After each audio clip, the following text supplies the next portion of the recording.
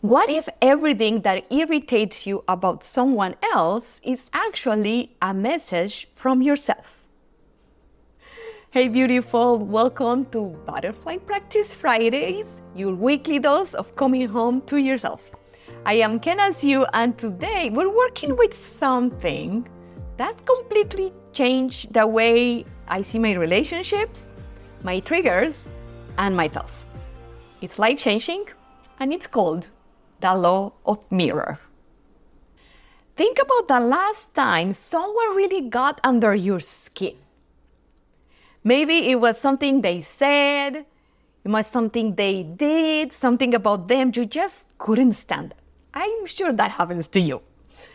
So what if that reaction, that charge, that irritation wasn't really about them at all? What if it was about you?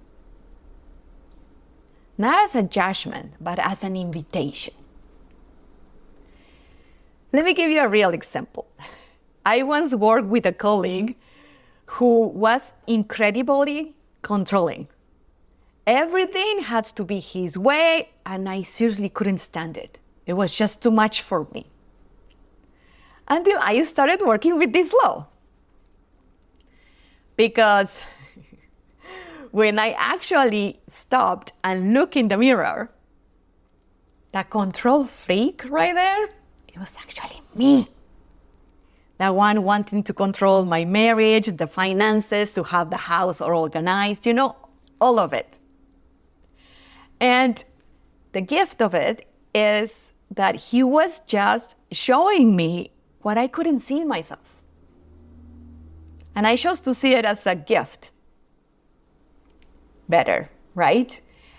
And that's what this law of the mirror does.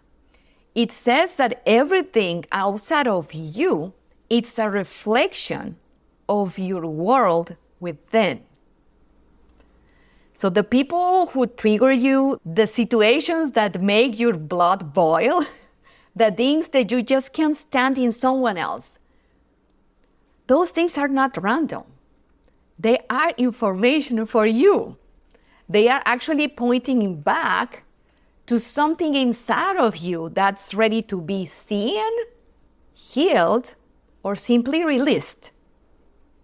And when you truly get this, and I mean, when you get it into your own body, not just in your head, you stop being the victim of what's happening around you. Your triggers actually become the thread you pull to heal. And your most annoying people become actually your greatest teachers. And for us in midlife, women especially, we spent decades reacting to the outside world without realizing it was always pointing us back in.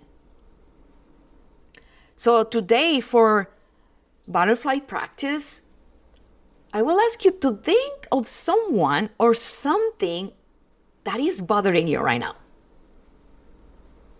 Did you get it? Do you already have that person, that situation in mind? Okay. So now imagine placing that mirror in this situation, but really placing that mirror in front of you. What is it reflecting you back? Because these are the 4 things that your mirror might be showing you. 1, similarity. You see in them something that also lives in you, a part of yourself that you haven't wanted to look at you. The word here is to acknowledge it, to be with it and heal it. 2, the opposite. So what's drives you crazy is the complete opposite of who you are. And what your mirror is saying is, hey, you're living in an extreme. So here, your work is to finding that balance, the middle ground. Because extremes, no, balance, that's what we're going through, right?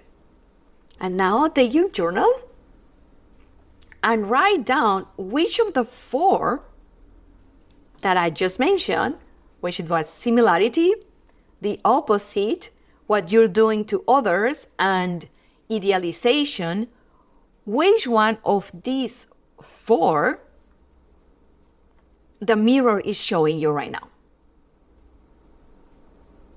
And then ask yourself, what do I need to accept, to heal, or to release in me? That is exactly where freedom and peace come back to your body, come back to your life. The people who trigger you the most are not your enemies. On the contrary, they are your greatest teachers. They are teaching you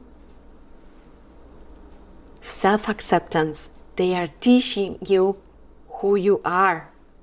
They are teaching you your beliefs, your patterns, your concepts, so you can work on them and shift them.